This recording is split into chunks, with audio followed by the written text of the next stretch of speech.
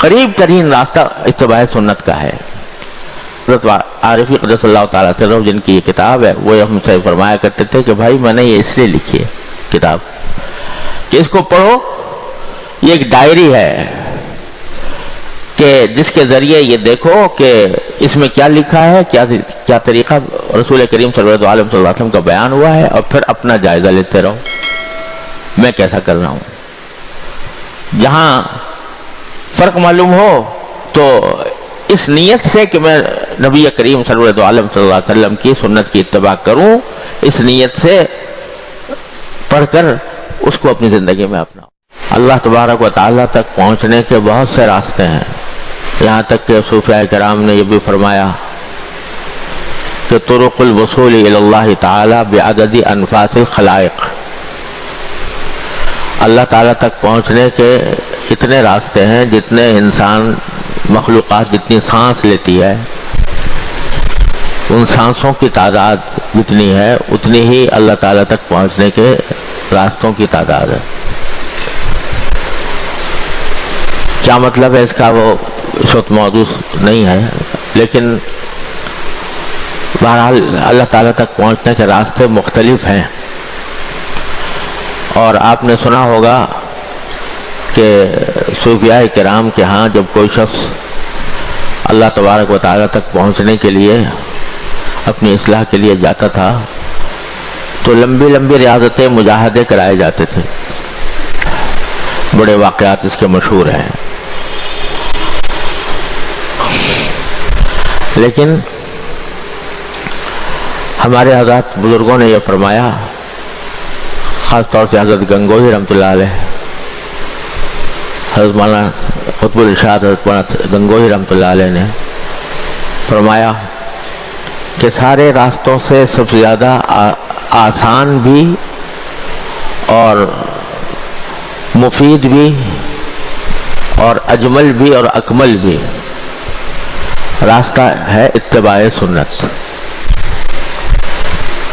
رسول کریم صلی اللہ علیہ وسلم کی سنت کی اتباع اپنے زندگی کے ہر شعبے میں، صبح سے لے کر شام تک کی جو زندگی ہے اس میں ہر ایک شعبے میں نبی کریم صلی اللہ علیہ وسلم کی اتباع یہ ایسا طریقہ ہے جو آسان بھی ہے اور سب سے زیادہ مفید بھی ہے۔ اور میں نے اپنے والد ماجد قدس اللہ تعالیٰ سرہ سے سنا،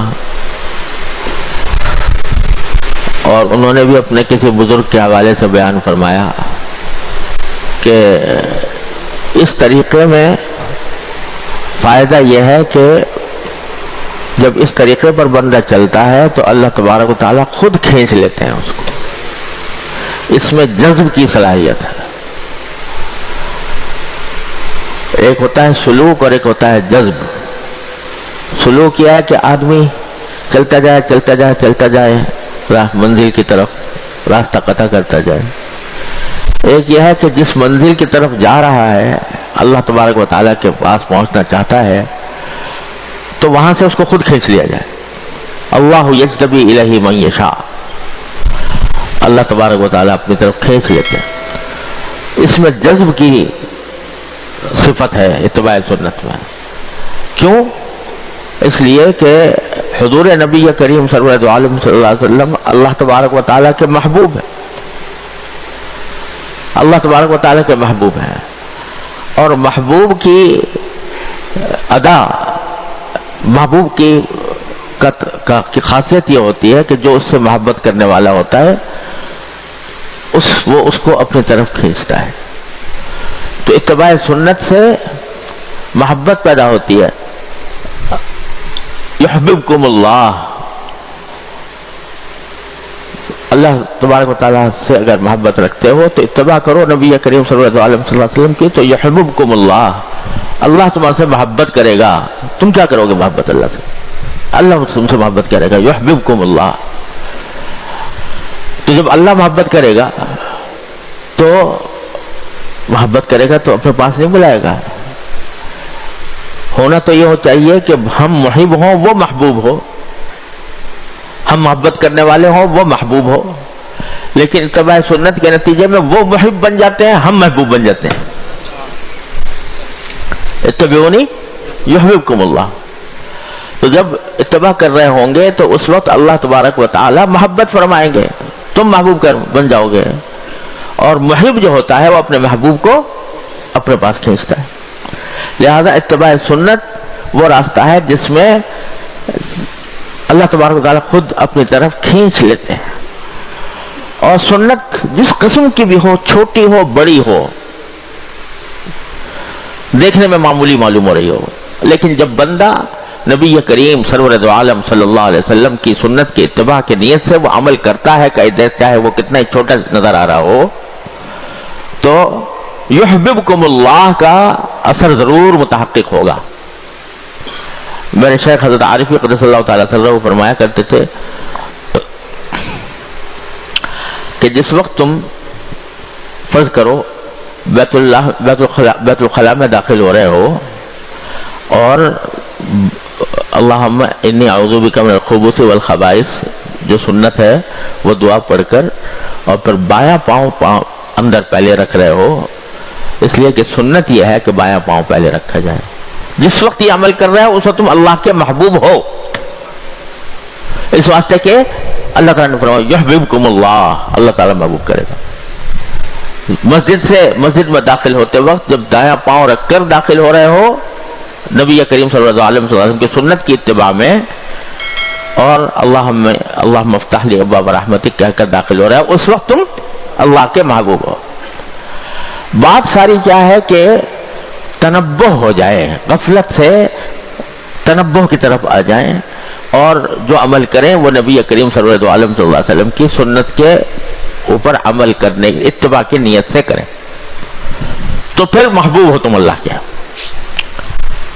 تو اس لیے اتباع سنت سب سے زیادہ قریب ترین، سہل ترین، مفید ترین راستہ ہے اللہ تبارک و تعالیٰ تک پہنچنے کا.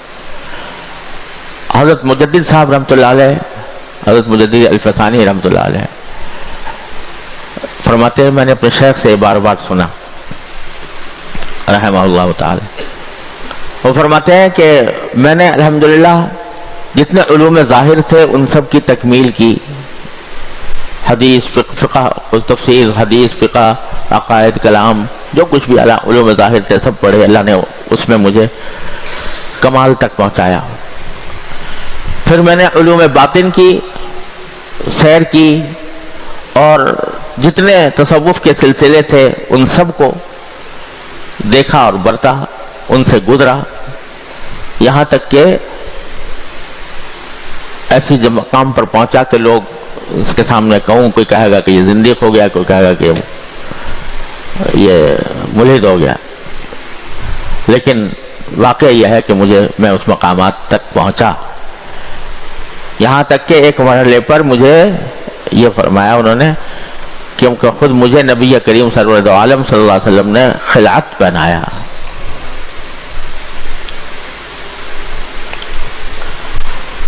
اللہ عالم کس طرح پہنایا ہم کیا سمجھ سکتے ہیں، کیا جان سکتے ہیں. یہ سارے مقامات اور سارے مقامات کی سیر کرنے کے بعد، سب کچھ دیکھنے کے بعد، سب کا تجربہ کرنے کے بعد میں ایک دعا کرتا ہوں، اس دعا پر جو آمین کہے گا انشاءاللہ اس کی بھی مغفرت ہو جائے گی. وہ دعا یہ کرتا ہوں کہ اللہ مجھے اتباع سنت کی زندگی عطا فرما، آمین. یا اللہ مجھے اتباع سنت ہی پر زندہ رکھ، آمین. اے اللہ مجھے اتباع سنت ہی پر مجھے